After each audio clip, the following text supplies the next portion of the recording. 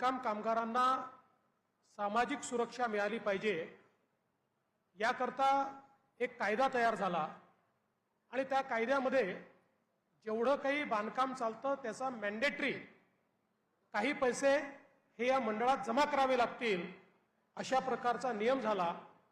पण हा नियम जरी असला तरी देखील त्याचं पालन योग्य प्रकारे होत नव्हतं आणि बांधकाम कामगारांना त्याचे फायदे मिळत नव्हते। जेमतेम 3-4 लाख बांधकाम कामगार नोंदीत होते। ज्यावेळी मी मुख्यमंत्री झालो आणि मुन्नाजींना या मंडळाचं अध्यक्ष आपण केलं आणि त्याच वेळी देशाचे प्रधानमंत्री मोदीजी यांनी देखील आम्हाला हे सांगितलं की बांधकाम कामगारांकरता वेगवेगळ्या योजना सुरू झाल्या पाहिजे, त्यांचं रजिस्ट्रेशन झालं पाहिजे। आणि मग आपण मोठ्या प्रमाणात ते रजिस्ट्रेशन सुरू केलं। मला आठवतं की 5 लाखावरनं हे रजिस्ट्रेशन आपण 20 लाखापर्यंत नेलं। आज जवळपास 38 लाखांपर्यंत हे आपण रजिस्ट्रेशन नेलेलं आहे आणि हे जे सगळे नोंदित बांधकाम कामगार आहेत अशा सगळ्यांकरता मग वेगवेगळ्या योजना आपण सुरू केल्या। या योजनांमध्ये त्यांच्या पाल्यांना मुलांना शिक्षणाकरता स्कॉलरशिप देण्याचा निर्णय आपण घेतला। पहिलीपासनं तर ग्रॅज्युएशन पर्यंत वेगवेगळ्या प्रकारच्या स्कॉलरशिप आपण देतो।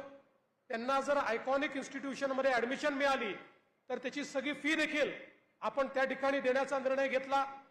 आमचे जे हे कामगार आहेत यांच्या परिवाराला 5 लाखापर्यंतचा सगळा इलाज हा मोफत देण्याचा निर्णय आपण त्या ठिकाणी केला। एवढंच नाही तर कौशल्य प्रशिक्षणाच्या माध्यमातून मुलांना स्किल ट्रेनिंग देण्याचा निर्णय आपण केला। यासोबत आपले जे हे काही बांधकाम कामगार आहेत जे स्वतः काम करतात पण त्यातल्या अनेकांचं स्वतःचं घर नव्हतं, आपण त्यांच्याकरता अटल आवास योजना सुरू केली आणि निर्णय केला प्रधानमंत्री आवास योजनेच्या अंतर्गत 2 लाख रुपये आणि अटल आवास योजनेच्या अंतर्गत 2 लाख रुपये असे 4 लाख रुपये ज्या बांधकाम कामगाराच्या जवळ स्वतःचं घर नसेल त्याला 4 लाख रुपये देण्याचा निर्णय आपण केला।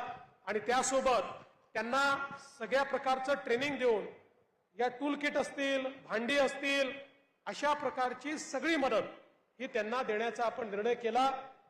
आणि आज मला अतिशय आनंद आहे की पुन्हा आपलं सरकार आल्यानंतर अत्यंत वेगाने आपण हे काम सुरू केलेलं आहे। आज बांधकाम कामगारांना हे जे कार्ड या ठिकाणी आपण देतोय, मुन्नाजींनी सांगितलंय खरं आहे, हे कार्ड केवळ भांड्यापुरतं मर्यादित नाही आहे, तर या कार्डामुळे आपल्या मुलांना शिक्षणात मदत मिळणार आहे। या कार्डामुळे आपल्या परिवाराला जो काही कधी आजारी झालं तर इलाजामध्ये मदत मिळणार आहे, आपल्या परिवाराला घराकरता त्याच्यात मदत मिळणार आहे आणि अनेक योजना आहेत, जवळजवळ 10-12 योजना, म्हणजे त्याच्यामध्ये इन्शुरन्सची योजना आपण तयार केली आहे। सगळे जे आपले बांधकाम कामगार आहेत त्यांना इन्शुरन्स देऊन त्यांना अपघात झाला, दुर्दैवाने कोणी जखमी झाला तर त्याला पैसे मिळणार आहेत, एखाद्याचा मृत्यू झाला तर त्याला पैसे मिळणार आहेत।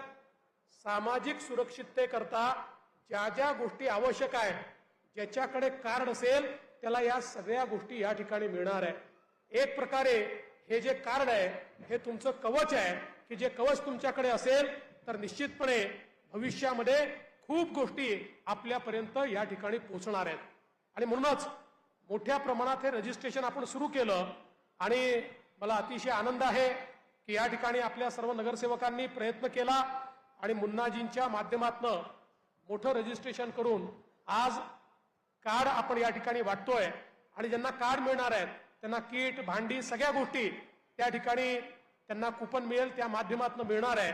मला असं वाटतं की आपलं जे सरकार आहे मोदीजींच्या नेतृत्वात आणि महाराष्ट्रामध्ये आपलं सरकार हे सातत्याने सामान्य माणसाच्या जीवनात काय परिवर्तन करता येईल अशा प्रकारचा प्रयत्न आपण करतो।